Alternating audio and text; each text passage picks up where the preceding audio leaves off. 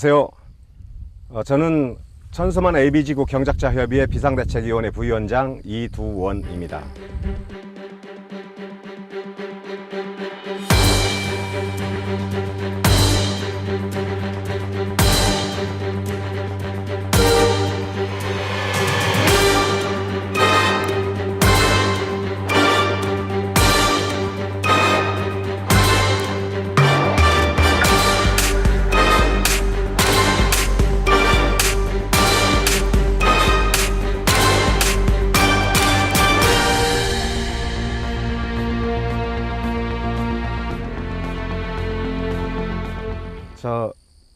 저 뒤에 보시는 바와 같습니다.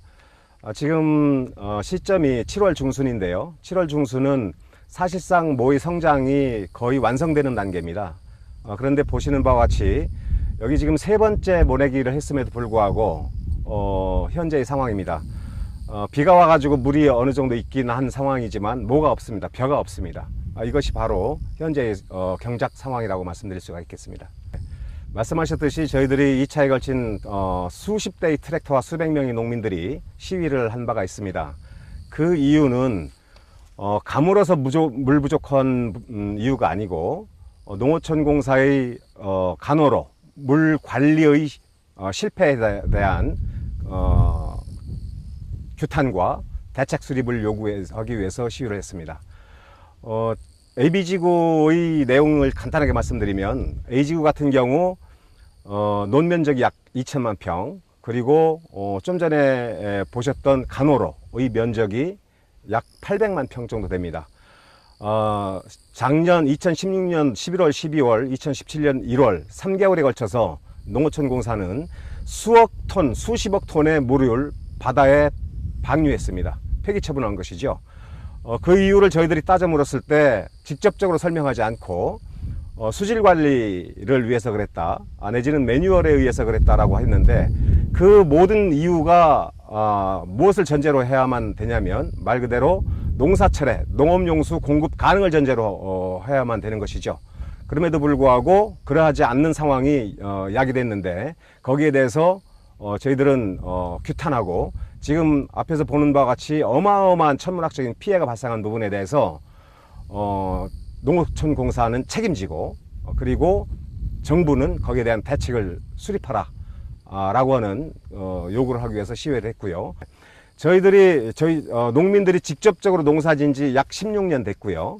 그리고 현대건설에서 농사 짓기 시작한 이후부터 따진다면 31년째 AB지구에서 농사를 짓고 있는데, 그동안 왜 가뭄이 없었겠습니까? 당장 2012년도에도 2017년도 가뭄보다도 훨씬 더 커다란 가뭄이 있었어요. 그럼에도 불구하고 농업용수 때문에 고민한 적이 한 번도 없었던 그러한 엄청난 양의 물을 보유하고 있었던 간호로입니다. 이것은 따라서 가뭄에 의한, 즉 천재지변이 아니고 사람에 의한 인재다라고 하는 부분에 대해서 저희들이 주장하는데, 거기에 대해서 매뉴얼에 의해서 그렇다라고 자꾸 핑계를 대는데요. 그러면 그 매뉴얼 우리가 만들어줬습니까? 농민들이 만들어줬습니까?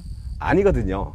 그 매뉴얼은 바로 본인들이 만들어서 본인들이 집행한 건데, 저희들이 그것조차도 액면 받아들일 수 없는 부분이, 그동안 매뉴얼에 그랬다면 농어촌공사에서 관리한 지 벌써 10년이 넘는데 매년 그렇게 물을 뺐어야 될 거 아니겠습니까? 올해가 처음입니다. 즉 매뉴얼도 잘못됐다라고 하는 얘기고, 그 매뉴얼도 만약에 그 100번 양보해서 인정한다 손 치더라도 그 매뉴얼은 자기들이 만들어서 자기들이 집행한 거란 말이에요. 그런 측면에 있어서 정말로 저희들은 분통 터지는 그런 상황이라고 말씀드릴 수가 있겠죠. 그래서 첫 번째는 농어촌공사 사장은 여기에 대한 입장을 내놔라. 그 입장을 내놓지 못할 것 같으면 퇴진하라 라고 하는 것이 요구고요. 스스로 하지 못했을 경우에는 그 관리권이 농림부 장관한테 있으니까 경질시켜라 라고 하는 겁니다.